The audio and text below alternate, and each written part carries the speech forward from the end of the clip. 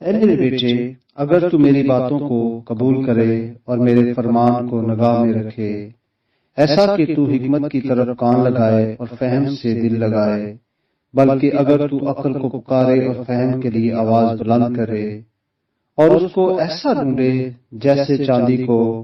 اور اس کی ایسی تلاش کرے جیسی پوشیدہ خزانوں کی، تو خداوند کے خوف کو سمجھے گا اور خداوند کی معرفت کو حاصل کرے گا، کیونکہ خداوند حکمت بخشتا ہے، علم و فہم اس کے منہ سے نکلتا ہے۔ وہ راست بازوں کے لیے مدد تیار رکھتا ہے اور راست روح کے لیے سپر ہے، تاکہ وہ عدل کی راہوں کی نگہبانی کرے اور اپنے مقدسوں کی راہ کو محفوظ رکھے۔ تب تو صداقت اور عدل اور راستی کو، بلکہ ہر ایک اچھی راہ کو سمجھے گا،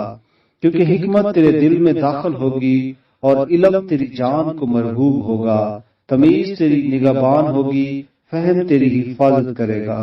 تاکہ تجھے شریر کی راہ سے اور گفتگو سے بچائیں جو راست بازی کے راہ کو ترک کرتے ہیں، تاکہ طریقی کی راہوں میں چلیں، جو بدکاری سے خوش ہوتے ہیں اور شرارت کی گفتگو میں خوش رہتے ہیں، جن کی روشیں ناہموار اور جن کی راہیں ٹیڑھی ہیں، تاکہ تجھے بیگانہ عورت سے بچائیں، یعنی چکنی چپڑی باتیں کرنے والی پرائی عورت سے،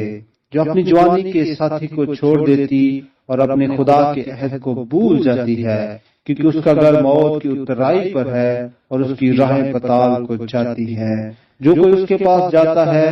واپس نہیں آتا اور زندگی کی راہوں تک نہیں پہنچتا، تاکہ تو نیکوں کی راہ پر چلے اور صادقوں کی راہوں پر قائم رہے، کیونکہ راست باز ملک میں بسیں گے اور کامل اس میں آباد رہیں گے، لیکن شریر زمین پر سے کاٹ ڈالے جائیں گے اور دغاباز اس سے اکھاڑ پھینکے جائیں گے۔ آمین۔